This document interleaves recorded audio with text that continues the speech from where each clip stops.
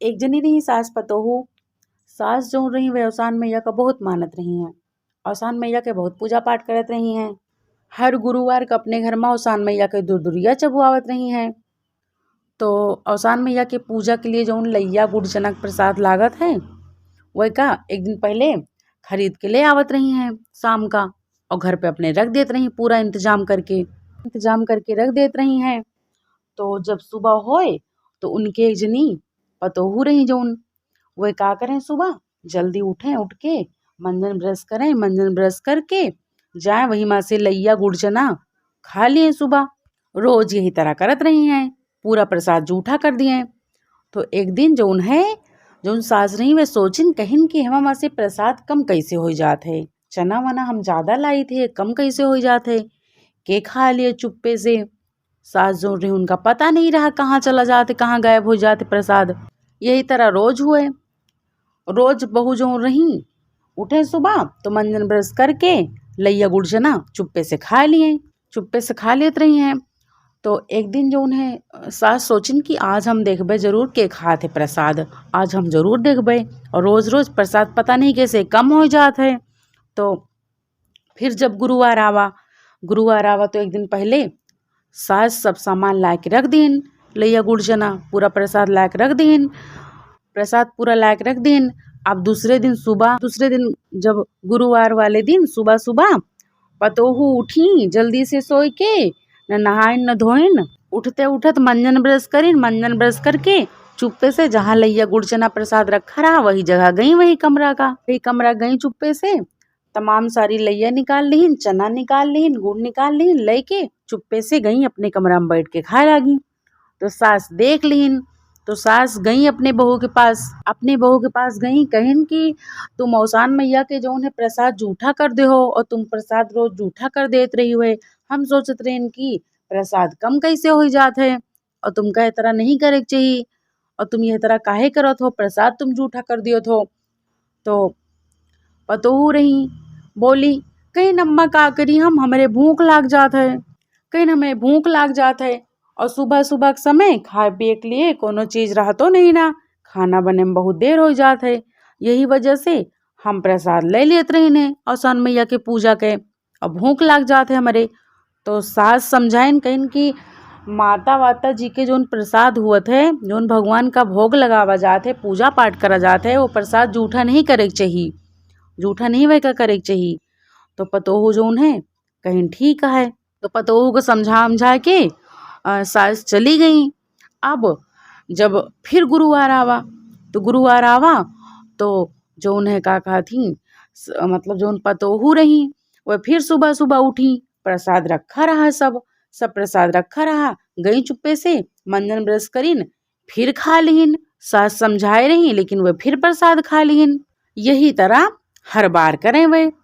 तो सास जो उन्हें फिर बहुत गुस्सा भई, कहें चलो अच्छा ठीक है, अब तो कुछ नहीं कहा अब की बार, अब आइंदा जो उन्हें कोनो न कोनो हमका उपाय जरूर करेगा पड़े, नहीं इनके आदत जो उन्हें छूटे ना।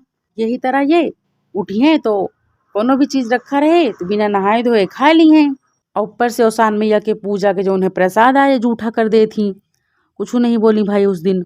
फिर जब अगला गुरुवार आवा तो जैसे सुबह जैसे उठी सास जो रही उठी तो उठते उठत गई अपने पतोहू के जगा के कहिन कि पतोहू से अपने कहिन कि लियो एक ठी जो उन्हें कम्मल दिहिन, काला काला कम्मल रहा है, दिहिन कहिन कि यह कम्मल लियो और चली जाओ नहर पे, एक ठी नहर रही उनके गांव में, कहिन जाओ नहर पे चली जाओ लेके, और यह कम्मल जो उन्हें जब तक धोयो जब तक यह सफ़ेद ना हो जाए, यह पूरी तरीके सफ़ेद हो जाए तब आयो लौट के, और नहीं तो आयो ना, डाटी बिगड़ी कहीं जाओ का धुल के लेके आओ, एकदम सफ़ेद हो जाए तो आयो लेके।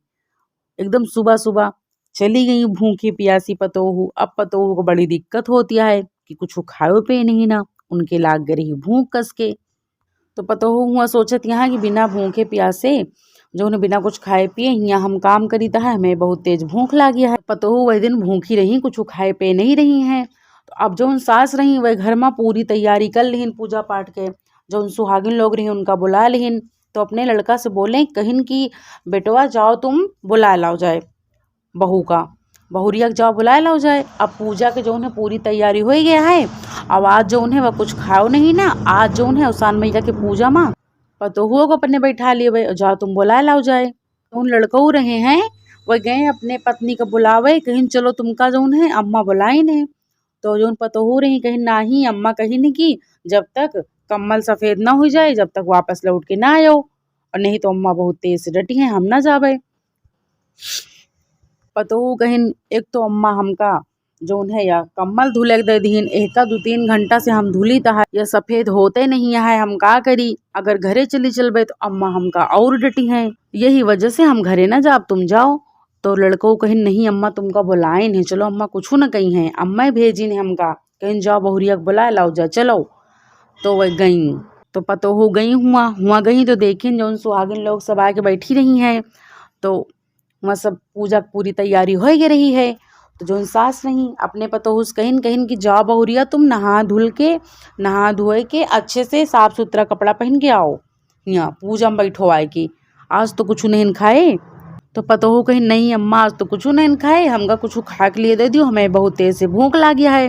तो जो सास नहीं वह डांटिन बोलाइन अपने लगे कहीं जाओ नहा धोए के साफ सुथरा कपड़ा पहन के आओ, पहले पूजा कर लियो तो फिर खाओ। तो गई पतोहू नहा धुल के साफ सुथरा कपड़ा पहन के आई, रंग लगाइन श्रृंगार करिन सब कुछ करके औसान मैया के पूजा में बैठी सब सुहागिन के साथ अच्छे से पूजा पाठ करिन, किस्सा कहानी भवा औसान मैया के पूजा पाठ हो गवा। तो जो सास नहीं सास औसान मैया से हाथ जोड़ के प्रार्थना करिन विनती करिन कि हे औसान मैया हमारा जो पतोहू हैं उनका तनी से बुद्धि दे दियो, उनका तनी से दिमाग दे दियो, उनका सही गलत के ज्ञान दे दियो। फिर मनौती मानिन कहिन कि अगर हमारा बहुरिया सही गलत के ज्ञान जौन है समझे लागे तो औसान मैया हम फिर से तो हाँ पूजा अपने घर में करवोबे, दोहरी दुहरिया चबोबे, इतना मन्नत मान लिहिन। और के बाद सब जनी औसान मैया से गलती मानिन जौन भूल चुक भय है वही के लिए मांग के सुहागिन लोग अपने अपने घरे चली गई। औसान मैया कृपा से सास के जौन बहुरिया रही उनका सही गलत के ज्ञान हो गवा। अब जौन है अपने सास के तरह वो पूजा पाठ करे लागी और गुरुवार का अपने साथ सास के साथ औसान मैया के पूजा पाठ उन्होंने करे लागी। और औसान मैया कृपा से उनके घर में सब चीज़ राजी खुशी से हो गवा, अच्छे से खुशी खुशी सास पतोहू और जो उनके बूढ़ा लड़का रहे वह सब जना मिल के आराम से खुशी खुशी रह लागे। जो भूल चूक भय हुए माता वही के लिए माफ़ करो, बोलो औसान मैया की जय।